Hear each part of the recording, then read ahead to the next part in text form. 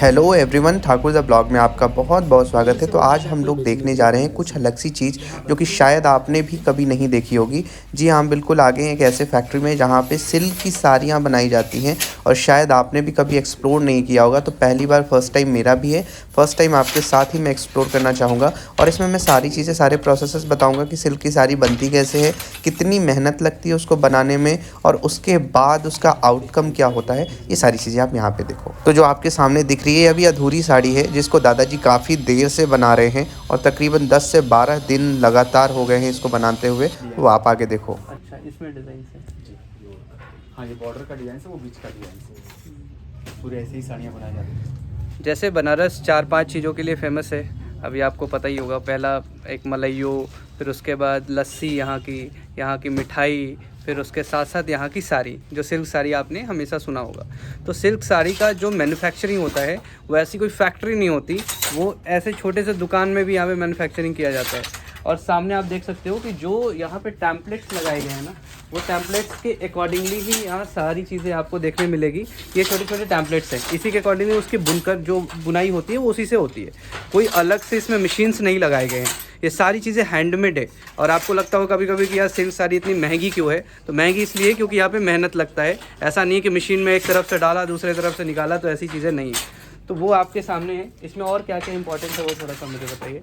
इसमें सर देखिए कार्डबोर्ड देख रहे हैं, इसी पे डिजाइन होती हैं। ठीक है, लकड़ी के कागज के ये बच्चे सारे कार्डबोर्ड से उसी पे डिज़ाइन बनती है, उसी से छपती है। और सबसे बड़ी बात, इसमें कोई मोटर मशीन नहीं मिलेगा। कोई मोटर मशीन ये जो रस्सी देख रहे हैं वो पैर से दबाने, नीचे डंडी लगी हुई है। अच्छा, ये इसको ये पैर देखिए यहाँ पे गहराई भी है अंदर नीचे है। गड्ढे खोद के गड्ढे खोद के। बोलते हैं। इसको रस्सी से दबा रहे हैं और ये मशीन पे चल रही है कार्डबोर्ड। हाँ, कार्डबोर्ड डिजाइन बदलता है और नीचे से जो धागे, वही धागे उठते हैं जिससे डिजाइन बनना होता है। अच्छा, डिजाइन के हिसाब से धागे फेंके जाते हैं। जैसे मैंने साड़ी का वर्क हुआ तो अलग कलर का धागा फेंकेंगे।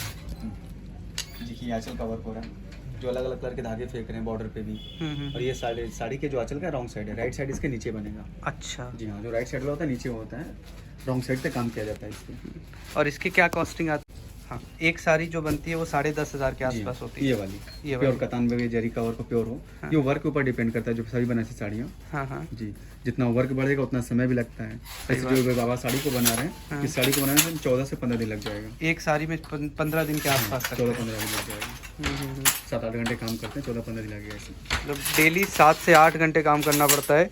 14 घंटे का समय, 14 दिन का समय लगता है एक साड़ी को बनाने में, तैयार करने में। फिर वो आप तक आती है, आपके दुकान तक आती है, फिर दुकान से फिर लोग कस्टमर्स लेके जाते हैं। जब निकलेगा तो उसके बाद उसका कटिंग भी करना होता है, जो स्टाइल आएगा उसको कटिंग करना पड़ता है, फिर पॉलिश होती है। अच्छा, ये 6 मीटर के आसपास होती होंगी एक साड़ी? 6.5 मीटर। 6.5 मीटर की। अच्छा, अच्छा, तो आपके यहाँ पे सारी सिल्क की ही साड़ियाँ मौजूद हैं? जी हाँ, सिल्क की कॉटन की, हैंडलूम कैसे करके का ही बना हुआ। अच्छा, जैसे ओके। करके सुबह बना रहे हैं, हाँ, हाँ। करके का ही बना हुआ साड़ी मिलेगा हम लोग के पास। ओके, तो बाबा ही अकेले कारीगर हैं या और भी कोई कारीगर हैं? बाबा यहाँ पे एक लगाए हैं दिखाने के लिए हम लोग, बाकी तो अच्छा। गाँव में ही बनते हैं। जो जिससे बनाया जा रहा है इसे हथकरघा बोलते हैं। ये मुझे भी नहीं पता था कि जिससे बनाया जा रहा है, जो यहाँ पे इंस्ट्रूमेंट यूज़ हो रहा है, इसका नाम है हथकरघा।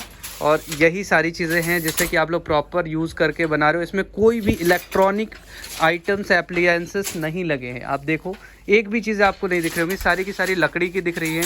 फिर उसके साथ साथ लोहे की तिल्लियाँ हैं और उसके अलावा ये कार्डबोर्ड से, और बाकी कुछ भी नहीं, बाकी सब हाथ से बनाया जा रहा है। और आज के टाइम पे हाथ से बनाई हुई चीज़ें बहुत कम मिलती हैं, तो वो आपको सिर्फ और सिर्फ बनारस में मिल सकती है भाई। रुपये से शुरू हो जाती है। 650 की सबसे कम की साड़ी है। दिखाना भाई ज़रा।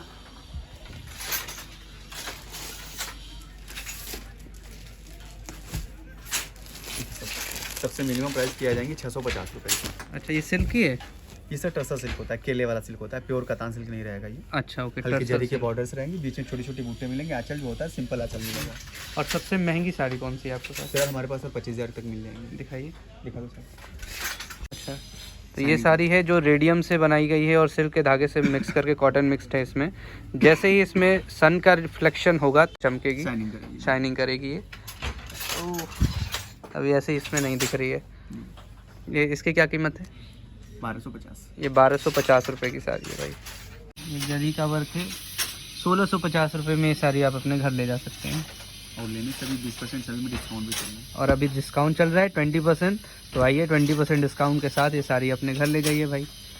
4 लाख की भी चाहिए तो भी मिल जाएगा। अच्छा, होता है कि बस शादी सोने के वर्क बढ़ जाएंगे। हाँ, ये अभी तक यहाँ पे सबसे महंगी साड़ी है, वो है इसकी कीमत 25,000। लेकिन इसका आप वर्क देखिए तो आपको लगेगा कि महंगी क्यों है। ये किस चीज़ से बनाई गई है? प्योर जरी का वर्क है। जरी का वर्क है। इसकी क्वालिटी जो होते हैं दोनों कतान बाई कतान की होती है। यहाँ से जो रेसे देखेंगे फिर कतान बाई कतान के हैंडलूम से ही बना हुआ है।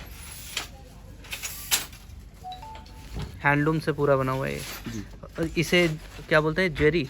ये जो गोल्डन वाले हैं इसको जरी बोलते हैं, मेटल जरी बोलते हैं। मेटल का वर्क। मेटल का वर्क।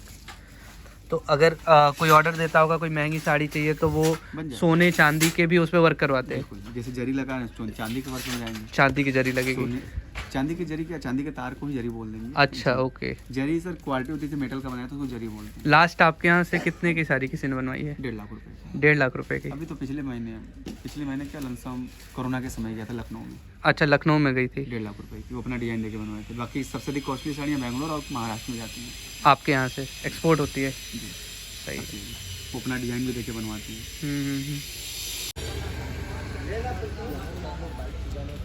कार्ड है ना, हम्म। कार्ड से डिजाइन होता है। ये जो कार्ड है ये सब प्योर चीज होता है, हैंडलूम। ये सारनाथ के नाम से बनाया जाता है। साड़ी देखेंगे? नहीं यार, कोई है नहीं देख लीजिए। 150 का है। किसको देंगे बताओ? घर में मम्मी है, दीदी है, गिफ्ट के लिए सकते हैं हल्के में।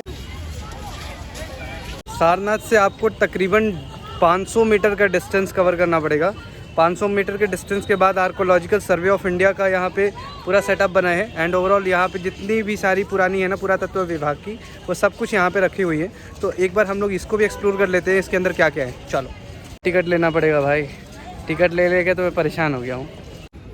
तो हम धीरे धीरे चलते चलते आगे म्यूजियम के अंदर, जो आर्कोलॉजिकल सर्वे ऑफ इंडिया के अंडर आता है।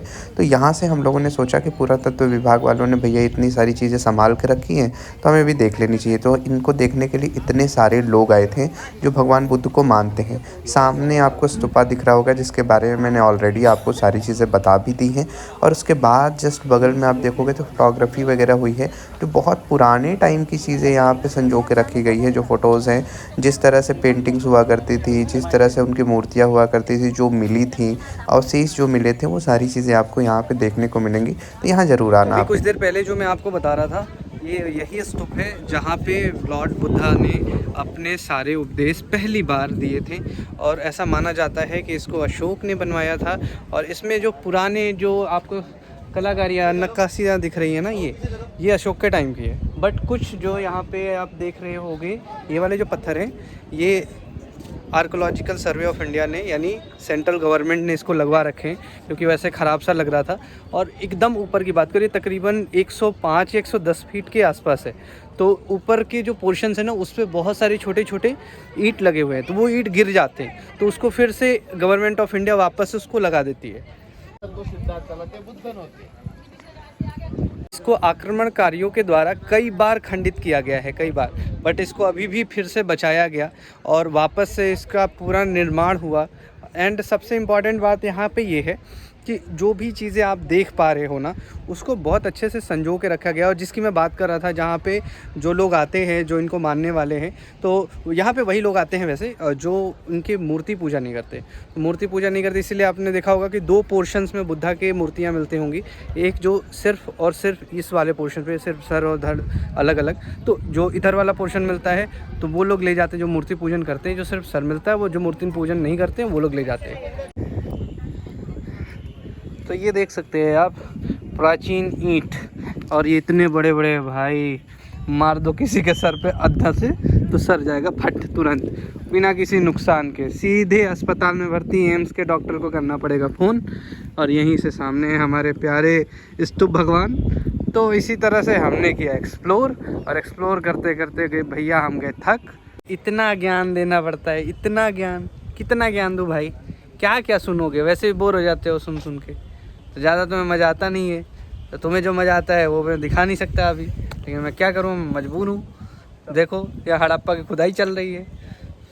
बुद्ध भगवान कहाँ आए थे, कहाँ सोए थे, कहाँ सुबह सुबह गए थे, तो क्या मतलब है उसका? हो गया ना, गए थे, तुम्हें क्या लेना देना है? लेकिन नहीं, तुम्हें लेना देना है, तुम्हें सुनना है तो सुनो भाई, लो मज़े।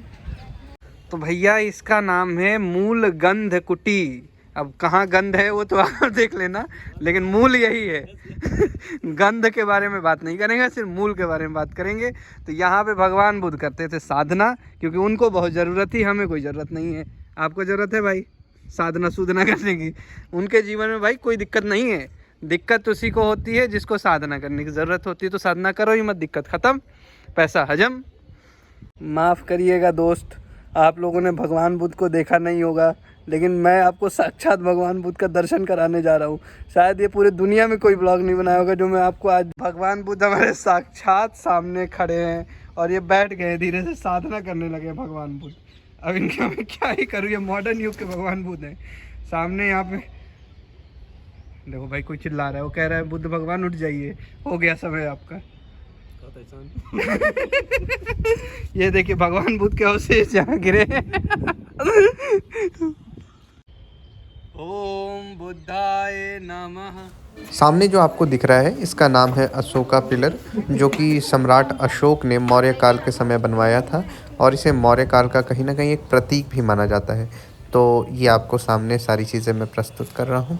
इसके अलावा सामने थोड़ा सा आप आगे जाओगे, अशोका पिलर से आगे, तो यहाँ पे एक स्कैनर लगा है जिसके थ्रू आप टिकट्स भी ले सकते हो, सारे डिटेल्स भी ले सकते हो कि इसके बारे में क्या क्या चीज़ें हैं। तो भाई जो अनफिल्टर कंटेंट है वो मेरे ब्लॉग पे जाता है। तो ओवरऑल अभी हम लोगों ने एक्सप्लोर कर लिया है वाराणसी, एक्सप्लोर कर लिया है सारनाथ, एक्सप्लोर कर लिया है आर्कोलॉजिकल सर्वे ऑफ इंडिया, यही सारनाथ का ओवरऑल। तो अगर आपको लग रहा होगा कि इसमें कुछ छूट गया है, कुछ रह गया, तो आप मुझे बता देना, मुझे नहीं पता होगा तो। और कमेंट में ज़रूर बताना कि इसके बाद आप किस तरह का कंटेंट देखना चाहते हो, किस तरह का ब्लॉग देखना चाहते हो। और अगर आपको इंटरेस्टिंग लगा हो तो डू लाइक एंड सब्सक्राइब ज़रूर करना मेरे भाई, और शेयर ज़रूर करना, क्योंकि ये बहुत ही इंफॉर्मेटिव वीडियो है। बहुत सारे लोगों को इसके बारे में नहीं पता है, तो हो सकता है कुछ अलग अलग धर्मों के बारे में जानने में अगर आप इच्छुक हो तो इसको आप एक बार ब्लॉग ज़रूर देखना। ओके, तो भैया जैसे ही हम बाहर निकले तो हमें दिखा यहाँ पे एक प्यारा सा मार्केट, जिस मार्केट में बहुत सारी चीज़ें, क्राफ्ट वर्क एंड ऑल सारी चीज़ें आपको मिल जाएंगी। तो वो आप यहाँ से ले सकते हो, अपने घर वालों के लिए भी ले सकते हो। बाकी आप मुझे ज़रूर बताना कि ये ब्लॉग आपको कैसा लगा और क्या आपने यहाँ पे एक्सप्लोर किया है आज से पहले। अगर नहीं किया है तो ठाकुर दा ब्लॉग आपने देख लिया और प्लीज़ जाओ और एक्सप्लोर करो। Bye bye, take care.